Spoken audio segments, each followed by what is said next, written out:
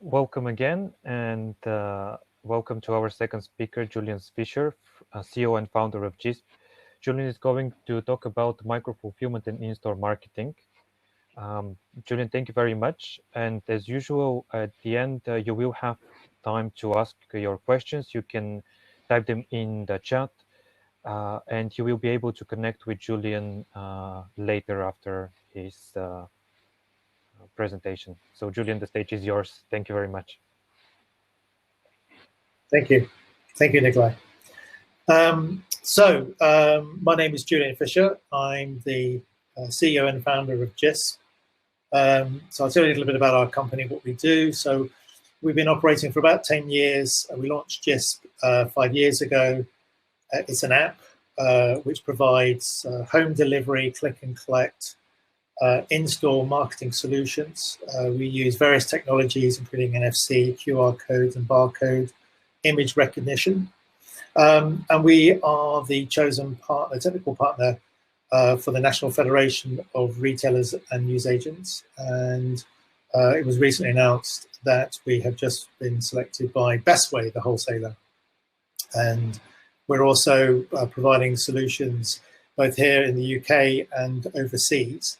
Our work is predominantly around the idea of engagement, providing consumers the ability to engage with products and spaces. So we also operate in the hospitality industry. We have a restaurant solution that allows you to order and buy goods, whether at home, takeaway, pre-order, or from the table. So our strategy as a business has been to provide a connection between the online world and the offline world, something which I saw about 5 years ago as being a unified commerce proposition to actually bring the two channels together rather than having a separation between online and offline, where you would predominantly be presented a different proposition by the retailer or business. So what we do is we bring that space together. We deliver information and resources. We have a payment solution that allows consumers to buy the goods. And we're just about to launch a charity payment solution as well that will allow consumers to be able to make a donation from any point, literally by scanning a QR code, and the payment is taken automatically. So a couple of things, a bit of housekeeping, so to speak. During my presentation, the fire alarm might go off because, would you believe it, after being away for months from the office, one of the buildings next door, they managed to set off their fire alarm, which also sets off the alarm here. So I apologize if it does go off. Someone will run and turn it off. Also, I'm going to ask you actually to get out your mobiles during the presentation so that you can actually experience some engagement for yourselves. So I'll come to that in a second. So in the pursuit of order fulfillment, whether micro or not, brands have been attempting for many decades to reduce their costs, typically in regards to transportation, storage and delivery. And if there's one thing that we can all agree on, and I think James actually already touched on it, is that the pandemic has advanced many of these industries that we're all working in some cases, by 5 to 10 years. And I think many of us are all asking, was it actually growing so slowly? But actually, yes, it has. We've all had to adopt new processes, new methods, new ways to reach the consumer. And funnily enough, part of that opportunity has been with product and consumer engagement. So the now obvious surge in home delivery alongside pre-pandemic growth in online sales has focused many businesses on the real costs and challenges of actually bringing these costs down. Now, again, James, in his business, and of course, as we all know with Amazon, was one of the first companies to realize that in order to scale their business, they just could not simply just put more people into the business. The costs were just equal or not higher. So, of course, they brought in automation. in order to actually provide the growth, the automation, and also to manage the last mile, with the prospects now of robots actually delivering products to people's homes. It seems so futuristic, but actually it is actually coming to a home near you very shortly. So as we've experienced many times ourselves going into stores, we are bumping into members of staff who are picking orders for home delivery orders. So we're fighting with the store to actually reach that product before that product disappears. But for the stores and for our clients, one of the problems, of course, is that the greater the number of sales, the more people they need to take on, and labor costs are, of course, only typically going one way. And that, again, causes them issues with not being able to grow the business in a way that typically economies of scales might actually drive the cost down. So stores are not providing an efficient hub for micro-fulfillment, and neither do their warehouses. So with an abundance of cash to invest back over in the States, Amazon grew its business through automation. And again, thanks to James, he mentioned dark stores, which has been something that has been used to fulfill their grocery orders. So the common thread here is the efficiency that underpins the basis for micro-fulfillment, and its influence goes much further than the dark store and the last mile. So we've seen the brands step up their game, and this has largely come out of their frustrations, born out of inefficient marketing and loss of margin within the retail sector. And I would address what many retailers fear perhaps more than ever before. And given the fact that most of these retailers have been put out of business due to many of the competing online businesses, and now nearly a year of not being able to trade properly, the elephant in the room that has suddenly popped up is D2C, direct to consumer. It's no longer only the internet that's now a threat. It's the internet on steroids intermixed with micro-fulfillment. So one area where brands suffered most was in-store marketing. Brand-led product promotions such as those delivered via freestanding display units, those cardboard units that you might bang into when you're walking into, say, Boots. A costly exercise, renting the space. So these companies rent the space, which are then provided to the brand to host a freestanding display unit packed full of products. They would have campaigns of 250 to 500 in stores across the country. And these were expensive. Added to the cost of the actual unit itself, so you've got the design, manufacturing, logistics, advertising support, product promotions, which could be in the form of a consumer-driven discount voucher, and invariably extra stock discounts for the retailer themselves. So it's been one of the worst kept secrets that amongst retailers, marketeers, and brands, that point of sale execution and compliance runs at a low 30 to 50%. And this is actually a global phenomenon. Over in the States, the issues of compliance with in-store marketing and promotions runs anywhere as low as 25%.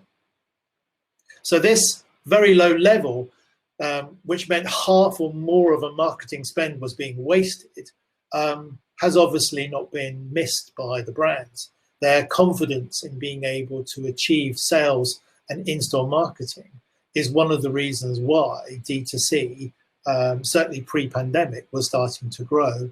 And it's now become actually one of the fastest areas of growth in the routes to market.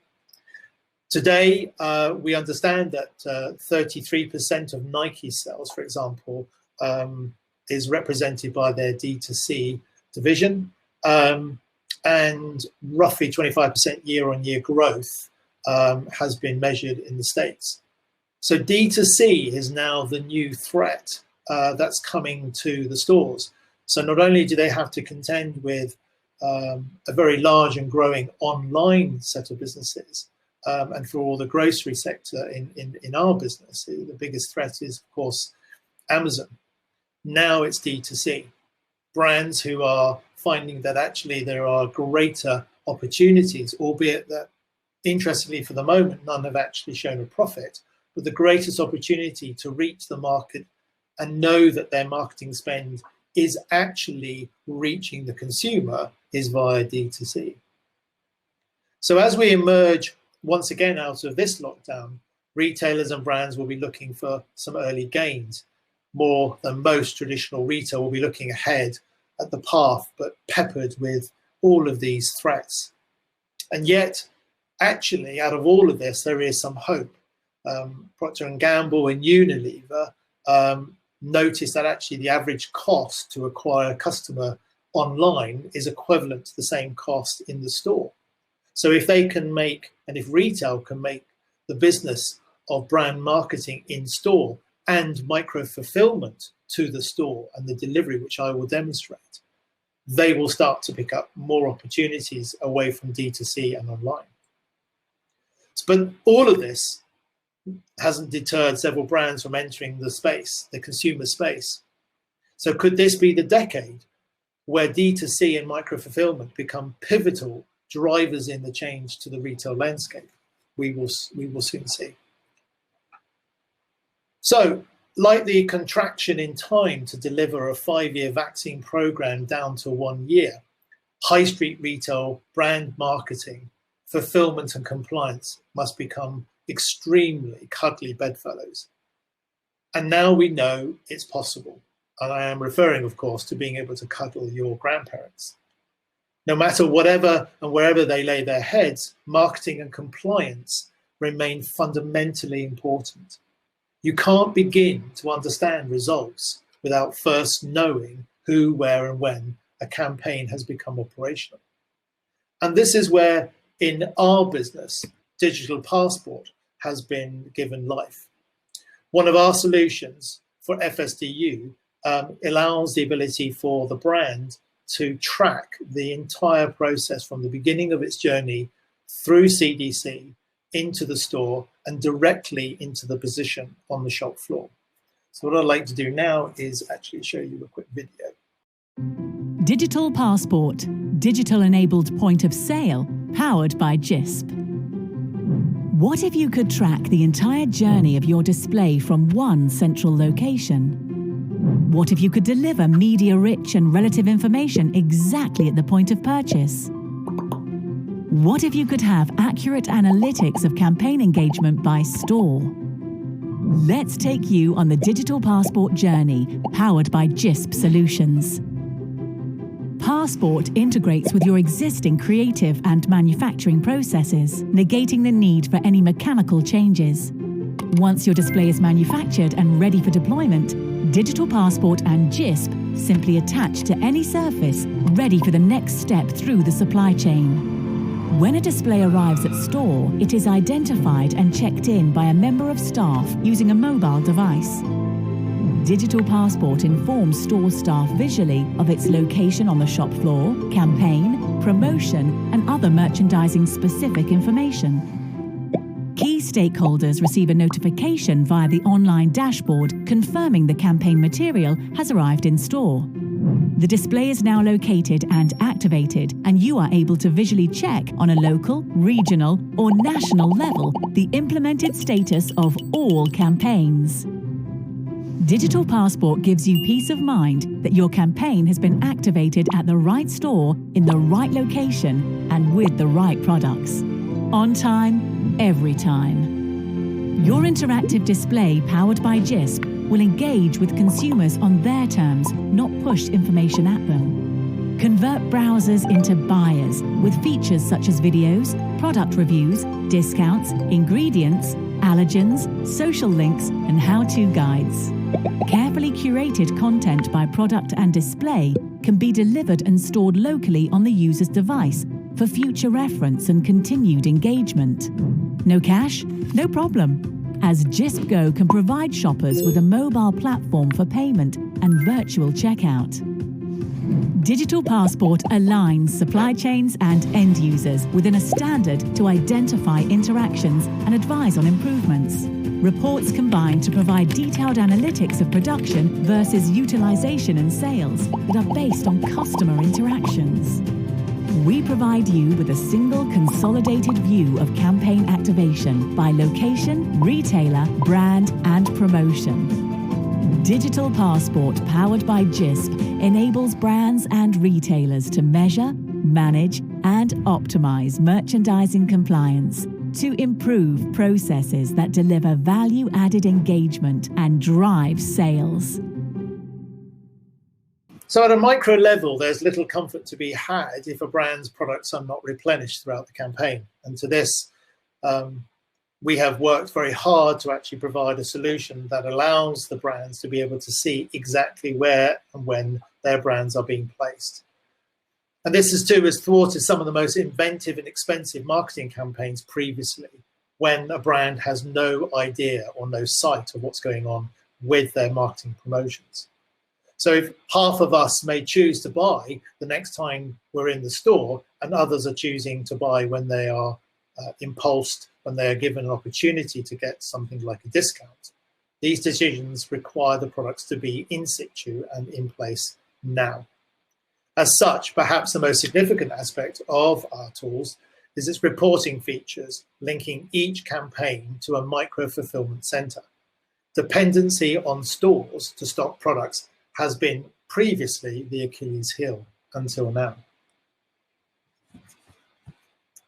Innovation takes on all forms, and here again we have developed tools to merge marketing compliance and micro-fulfillment, where a collaboration can exist between brand and retailer. Perhaps this will become the new retail frontier, and it might also diminish the overall D2C threat.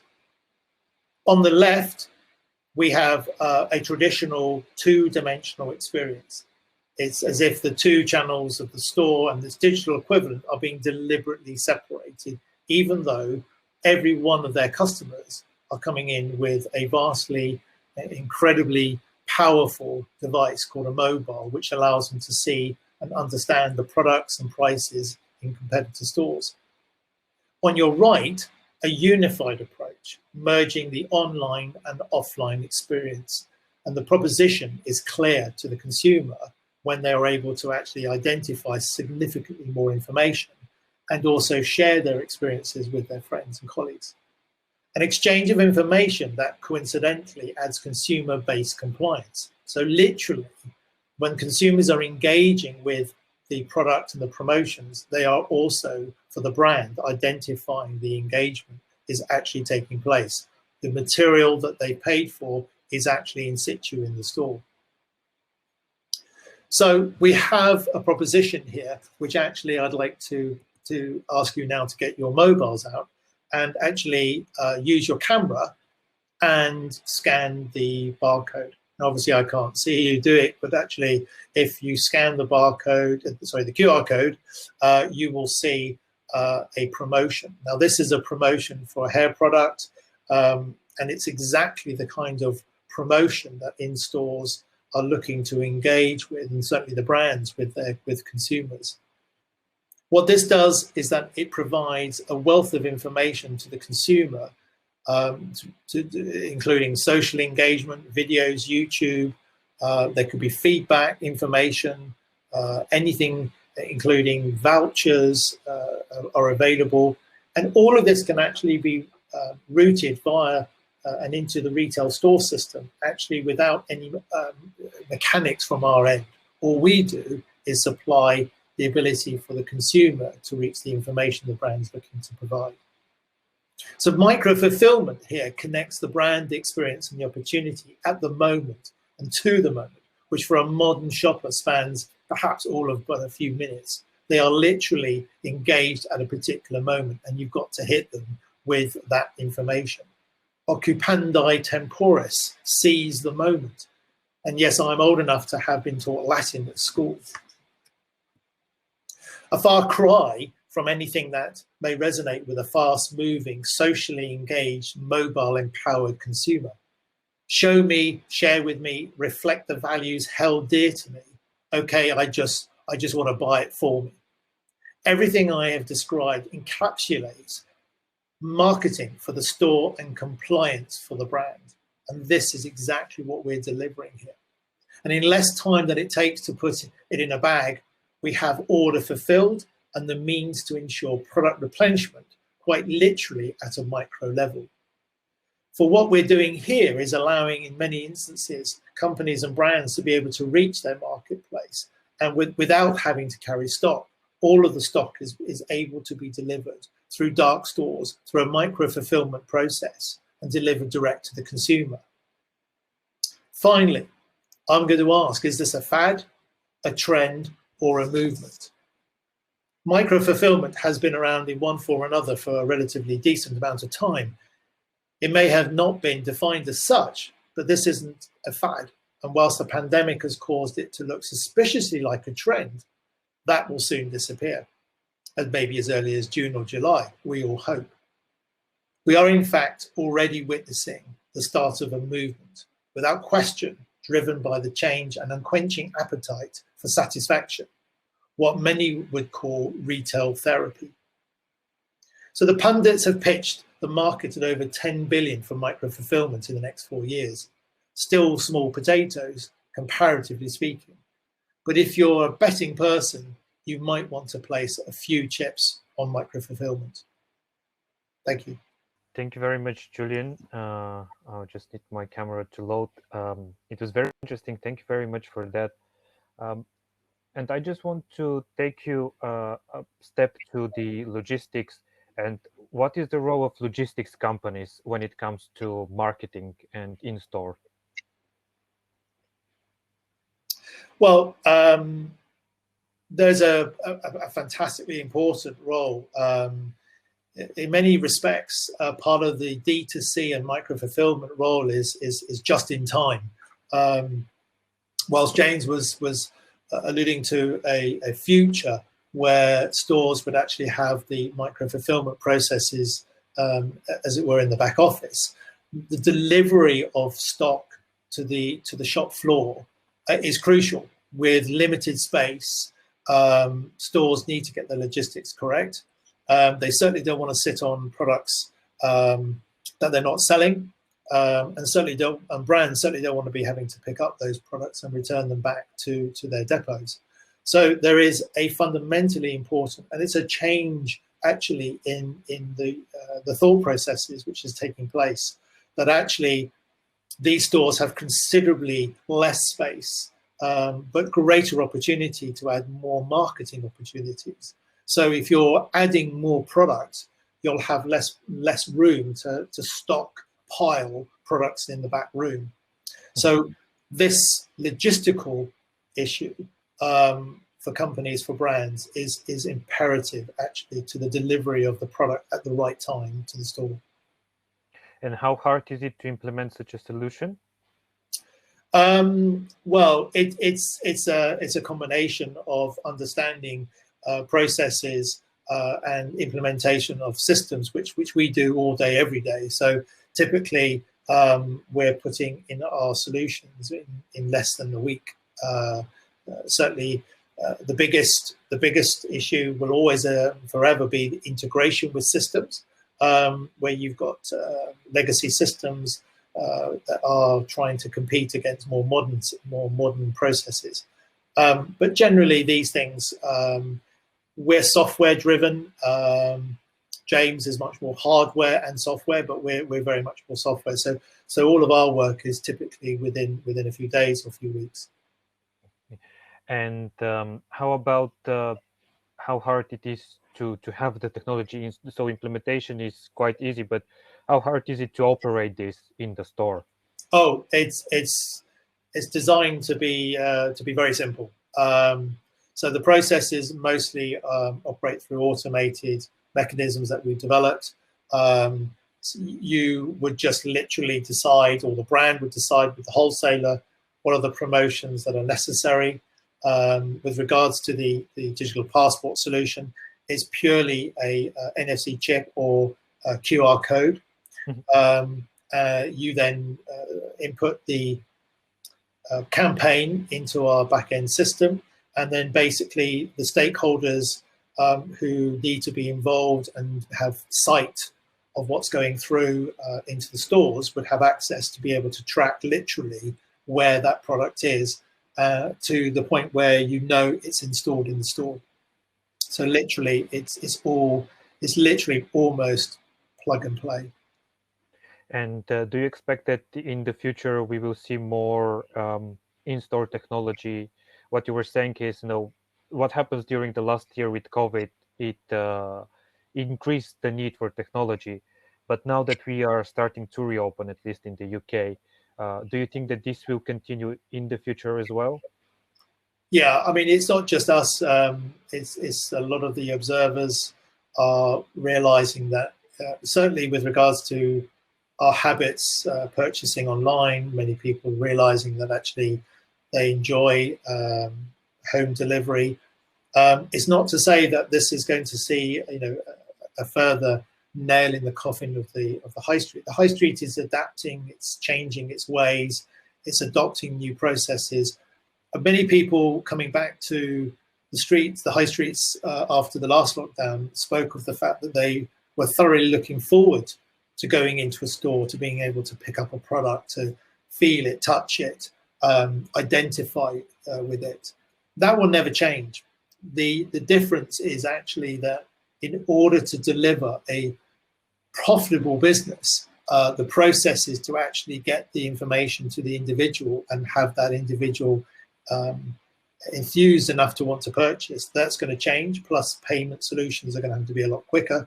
So literally the idea of us queuing to find and buy our products is something which is actually fundamentally going to change over the next 5 years. I mean, things that have happened very quickly because of COVID have brought us much closer to the kind of world where the technology that is evidential in online is becoming available in the store, and you are getting this unified solution, something which was what created JISP 5 years ago. But subsequent to the return to the high street, things will certainly start to settle, and the processes that people expect, for example, being able to pay using their phone, being able to see product information, being able to share information, and expect the store to provide that solution, literally treating them the same as they are online as they are offline. So in other words, if you've got a shop and you've got a website, you've got an online solution, treat me as the same person. I am the same person. I expect the same opportunities. So literally, retail needs to bring those two things together and create a unified solution, because the person that's coming into the store is armed with a device that gives them all access to all information. But it will happen, it will change. And will such a solution solve the issues some retailers have around stock management? Yeah, the issue, of course, as I said, is space. Retailers typically need to move products as quickly as they can onto the shop floor and be sold and then replenished. You've got to remember that, of course, it's like the airline industry. The airline industry only makes money when the airplane's flying. It's not making any money when it's sitting on the tarmac. The same is true. Retailers are literally only making money when the products are on the shop floor, and they need to have the right products at the right time in the right space. Now, to intermix that with the right marketing opportunities, this is where we need, and we are starting to see, and we'll start to see more, the potential for the brands and the retailers to work better together, and to be able to deliver that information and the opportunity to buy, where more products and more availability will become true, because there'll be more micro-fulfillment, there'll be more dark stores, and there'll be more ways for the retailer to engage with the consumer, not necessarily have the consumer walking into the store and walking out with products. Actually, those products will be selected and then delivered to their home. Well, thank you very much again. It was really interesting to hear how in-store and micro-fulfillment are working together and what JISP is doing. And if you would like to learn a bit more about JISP, I'm sure that Julian will stick around and you can ask him questions in the networking lounge, or you can message him directly. And in just 15 minutes, we're going to talk about what happens when small and medium-sized retail join up together and how they can use micro-fulfillment to work and compete with larger retail stores. Thank you very much, Julian, and Thank I'll you. see you in 15 minutes.